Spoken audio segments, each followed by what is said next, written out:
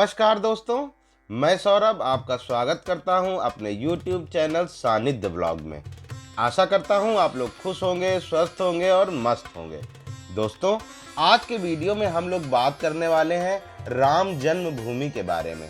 तो इस वीडियो में मैं आपको राम जन्मभूमि से जुड़ी हुई सारी जानकारियां बताने वाला हूं। इस वीडियो में मैं आपको बताऊंगा कि आप राम जन्मभूमि में रामलला के दर्शन करने के लिए कैसे जाएंगे, किस मौसम में जाना आपके लिए सबसे अच्छा होगा, वहां पर रहने और भोजन का प्रबंध कैसे होगा, राम जन्मभूमि के आसपास घूमने की कौन कौन सी जगहें हैं और आप उन जगहों को कैसे घूमेंगे, आपको वहां पर जाने के लिए टूर प्लान कितने दिन का बनाना चाहिए।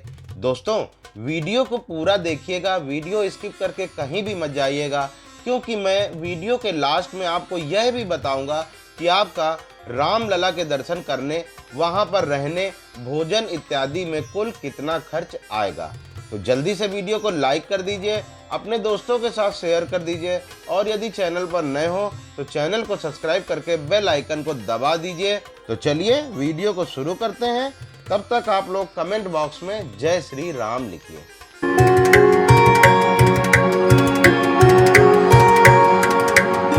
दोस्तों, सबसे पहले बात कर लेते हैं कि आपको रामलला के दर्शन करने के लिए कैसे पहुंचना होगा। यहां तक पहुंचने का जो सबसे अच्छा और सबसे सस्ता साधन है वह है ट्रेन। राम जन्मभूमि का जो नियरेस्ट स्टेशन है वह है अयोध्या जंक्शन, जिसका नाम बदलकर अभी अयोध्या धाम कर दिया गया है, जहां से राम मंदिर की दूरी 1.5 किलोमीटर है। अगर आपके शहर से डायरेक्ट अयोध्या धाम जंक्शन के लिए ट्रेन है तो आप डायरेक्ट ट्रेन का टिकट बुक कर लीजिए। यदि आपके शहर से डायरेक्ट ट्रेन अवेलेबल नहीं है तो आप लखनऊ तक या फिर गोरखपुर तक ट्रेन से आकर वहां से बस के द्वारा अयोध्या पहुंच सकते हैं। लखनऊ से अयोध्या तक की दूरी लगभग 130 किलोमीटर और गोरखपुर से अयोध्या तक की दूरी लगभग 140 किलोमीटर है। तो आप जिस किसी भी डायरेक्शन से आ रहे हैं तो उस हिसाब से अपना स्टेशन चूज कर सकते हैं।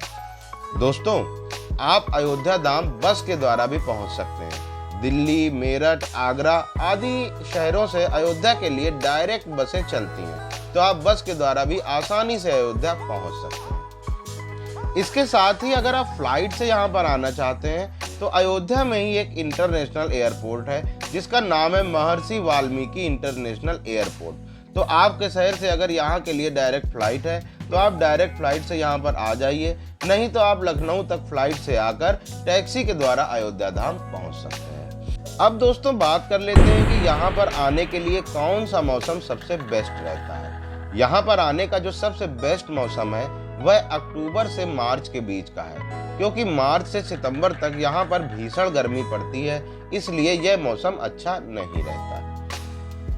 अयोध्या पहुंचने के बाद सबसे पहले बात आती है कि आप अयोध्या में अपना स्टे कहां पर करेंगे।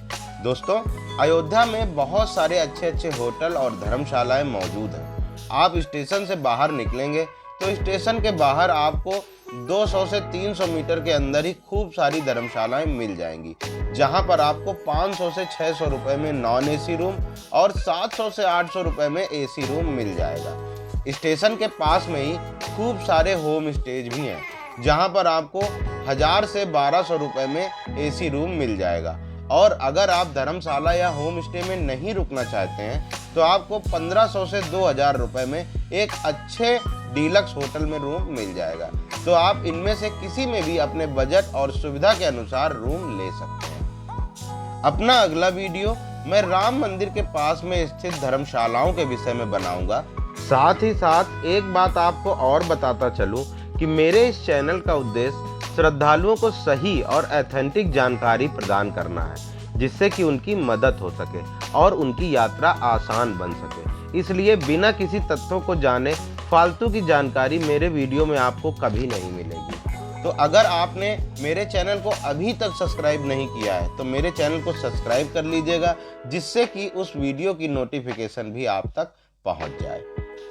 दोस्तों, अब बात कर लेते हैं कि आपको रामलला के दर्शन करने आने के लिए कितने दिन का प्लान बनाना चाहिए। तो दोस्तों, एक बात आपको बता दूं कि अयोध्या में घूमने की सारी जगह राम जन्मभूमि के आसपास में 1.5 से 2 किलोमीटर के अंदर ही है। इसलिए आप चाहें तो एक दिन का प्लान बनाकर भी सुबह से लेकर शाम तक में सारी जगहों को घूम सकते हैं। और अगर आप आराम से घूमना चाहते हैं तो 1 नाइट 2 डेज का प्लान सफिशिएंट होगा। चलिए अब बात कर लेते हैं कि आपको अयोध्या में घूमना कैसे है। दोस्तों, आप किसी भी साधन से अयोध्या पहुंचे, कोशिश करें कि सुबह जल्दी ही पहुंच जाएं और सबसे पहले पहुंच जाएं राम की पैड़ी पर। राम की पैड़ी पर पहुंचकर वहां पर स्नान कीजिए और स्नान करने के पश्चात वहीं राम की पैड़ी के सामने ही लौह कुश के द्वारा स्थापित नागेश्वर नाथ मंदिर है, आप वहां पर दर्शन कर लीजिए। इसके बाद आप वहां से सीधा चले जाइए हनुमानगढ़ी। हनुमानगढ़ी जो कि राम की पैड़ी से लगभग 1.5 किलोमीटर की दूरी पर है, जहां पर आप ई रिक्शा या बस के द्वारा जा सकते हैं। ई रिक्शा वाला 20 रुपए लेगा और बस से 10 रुपए लगता है, क्योंकि ऐसी मान्यता है कि रामलला के दर्शन करने से पहले हनुमानगढ़ी पर मत्था टेकना जरूरी होता है और हनुमानगढ़ी को ही हनुमान जी का घर भी कहा जाता है। तो आप हनुमानगढ़ी में माथा टेक लीजिए। हनुमानगढ़ी के दर्शन करने के बाद आप जाइए रामलला के दर्शन करने, जो कि हनुमानगढ़ी से मात्र 500 मीटर की दूरी पर है। आप चाहें तो पैदल भी जा सकते हैं, नहीं तो ई रिक्शा से भी जा सकते हैं। ई रिक्शा वाला 20 रुपए चार्ज करता है। वहां पर पहुंचकर आप आराम से रामचंद्र जी के दर्शन कीजिए। बस आपको एक चीज का ध्यान रखना है कि वहां पर कोई भी इलेक्ट्रॉनिक सामान जैसे कि आपका मोबाइल फोन, स्मार्ट वॉच या कुछ भी मंदिर के अंदर ले जाना अलाउड नहीं है। आपको अपने सारे सामान को मंदिर के बाहर स्थित लॉकर में जमा करना होगा। रामलला के दर्शन करने के बाद आप जाइए दशरथ महल। दशरथ महल हनुमानगढ़ी के पास में ही है, तो आपको वापस हनुमानगढ़ी आना होगा और हनुमानगढ़ी से वॉकिंग डिस्टेंस पर ही दशरथ महल है। दोस्तों, यह वही स्थान है जहां पर दशरथ जी ने रामचंद्र जी को 14 वर्षों का वनवास दिया था। यहाँ पर एक शिव जी का मंदिर है जहां पर आप दर्शन कर लीजिए। दशरथ महल को देखने के बाद आप चले जाइए कनक भवन। कनक भवन दशरथ महल से थोड़ी ही दूरी पर स्थित है। कनक भवन वही स्थान है जिसे माता कैकेयी ने सीता जी को मुंह दिखाई की रस्म में भेंट स्वरूप दिया था। तो आप कनक महल भी दर्शन कर लीजिए।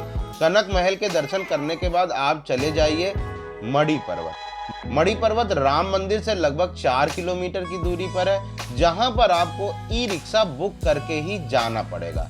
आसानी से वहां तक जाने का कन्वेंस नहीं मिलता है। मणि पर्वत का भी अपना पौराणिक महत्व है, इसीलिए वहां पर भी आपको दर्शन जरूर करना चाहिए। इसके बाद शाम के 6 बजे आप नया घाट पर पहुंच जाइए। नए घाट पर शाम को बहुत ही भव्य सरयू आरती का आयोजन किया जाता है। इस नए घाट पर ही दीपावली के दिन लाखों दीप जलाए जाते हैं।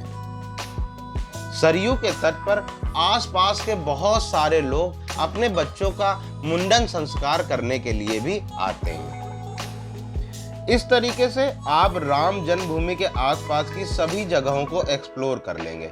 इसके बाद अगर आपकी रात में वापसी की ट्रेन है तो आप अपनी ट्रेन पकड़कर घर चले जाइए, या फिर आप नाइट में अपना एक स्टे भी बना सकते हैं। दोस्तों, अब बात आती है कि आप भोजन वगैरह कहाँ पर करेंगे। तो दोस्तों, राम मंदिर के बाहर जो मुख्य सड़क हनुमानगढ़ी होते हुए लता मंगेशकर चौक तक जाती है, उसे राम पथ कहा जाता है। तो इसी राम पथ पर राम मंदिर से हनुमानगढ़ी के बीच में बहुत सारे रेस्टोरेंट मौजूद हैं, जहां पर आपको 150 रुपए के आसपास में भोजन थाली मिल जाएगी। तो आप यहां पर अपना भोजन का प्रबंध कर सकते हैं। दोस्तों, इस तरीके से मैंने आपको राम मंदिर अयोध्या के बारे में संपूर्ण जानकारी देने की कोशिश की है। फिर भी अगर आपको कोई कंफ्यूजन रहता है तो आप निसंकोच मुझे कमेंट बॉक्स में कमेंट करके पूछ सकते हैं। दोस्तों, आपको मेरे द्वारा बनाया हुआ वीडियो कैसा लगा मुझे कमेंट करके ज़रूर बताइएगा। वीडियो अच्छा लगा हो तो मेरी मेहनत को सपोर्ट करने के लिए एक लाइक ज़रूर कर दीजिएगा। साथ ही साथ अगर चैनल पर नए हो तो चैनल को सब्सक्राइब करके बेल आइकन को भी दबा दीजिएगा, जिससे कि मेरे आने वाले वीडियो की नोटिफिकेशन आपको मिलती रहे।